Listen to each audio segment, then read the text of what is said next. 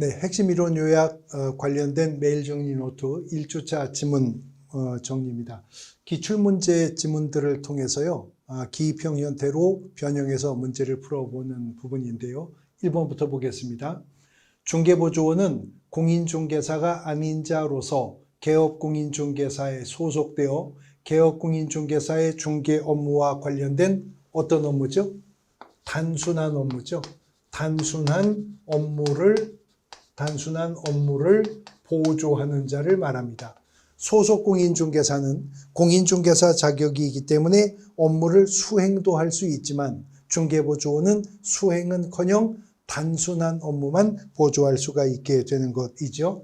2번 질문, 중개업은 다른 사람의 의뢰에 의하여 뭘 받아야죠? 일정한 보수입니다. 일정한 보수를 받고 중개를 어떻게?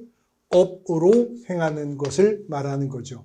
일정한 보수를 받고이기 때문에 받았어야만 그 행위가 중개업이 될 수가 있는 것이고, 달라고 했다 하더라도, 받기로 합의했다 하더라도 받지 않았으면 그 행위는 중개업이 될 수가 없죠. 또 일정한 보수를 받고 행한 것이 업으로 행했어야 되는데, 대법원 판례에 따르면 업으로 행한다는 것은 불특정 다수인을 상대로 계속적 반복적으로 영업을 목적으로 행하는 것을 의미하는 것이었습니다. 그 다음 3번 질문. 등록관청은 개설 등록을 하고 등록 신청을 받은 날로부터 얼마였죠? 7일이었죠. 7일 이내에 등록 신청인에게 서면으로 통지합니다. 단 7일 이내에 등록관청이 확인해야 되는데, 법인이나 공인중개사가 아닌 자가 등록 신청했거나 법인이나 공인중개사가 등록 신청했다 하더라도 등록의 기준을 갖추지 못했거나 결격 사유에 해당하거나 이 법이나 관련 법에 저촉이 있다면 등록관청은 등록을 통지할 수 없게 될 것입니다. 4번, 거래처, 신용영업상의 노하우 또는 점포 위치에 따르는 영업상의 이점 등 무형의 재산적 가치 또는 영업용 건물의 영업시설 비품 등 유형물의 재산적 가치, 우리가 이걸 확 줄여 세 글자로 권리금이라고 하죠. 예, 이런 재산적 가치인 권리금은 중개대상물이라고 할 수 없습니다. 그러나 중개대상물이라고 할 수 없다인데요. 권리금이라고 하는 것이 공인중개사법상의 중개대상이 아니라고 해서 개업공인중개사가 권리금 거래를 알선할 수 없다는 말이 아니었습니다.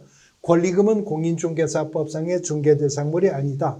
그러므로 개업공인중개사는 권리금 거래 알선의 대가로 받는 보수는 공인중개사법상의 요율 한도액의 제한을 받지 않는다라고 정리가 되어야 하겠죠. 5번 질문입니다. 공인중개사 정책심의위원회의 인적 구성을 묻는 질문인데, 위원장 몇 명? 1명입니다. 위원장 1명을 포함하여 세븐일레븐이라고 그랬죠. 7명 이상 11명 이내의 위원으로 정책심의위원회는 구성되는 것이었었고요. 6번 질문. 공인중개사 정책심의위원이 속한 법인이 해당 안건의 당사자의 대리인이었던 경우에 그 위원은 위원회 심의 의결에서 어떻게 돼요? 제척이 됩니다. 이런 제척 사유에 해당하는 위원이라면 스스로 안건 심의에서 빠져야죠. 이걸 회피한다고 하고, 만일 회피하지 않으면 안건 당사자가 빼달라고 요구할 수 있죠. 기피 신청한다고 합니다. 제척 사유에 해당함에도 스스로 회피하지 않으면 국토교통부 장관이 끄집어낼 수 있는데, 그것을 해촉이라고 표현했었던 것이고요. 7번 질문. 공인중개사 자격증의 재교부를 신청하는 자는 재교부 신청서 누구에 내야 되죠? 예, 교부한 시도지사입니다. 교부한 시도지사에게 재교부 신청을 해야 되고, 공인중개사 자격 취소 처분이나 자격 정지 처분도 교부한 시도지사가 행하게 되는 것이었습니다. 8번 질문. 외국에 주된 영업소를 둔 법인의 경우에는 상법상 외국회사 규정에 따르는 뭐를 내야 되죠? 영업소 등기 증명 서류죠.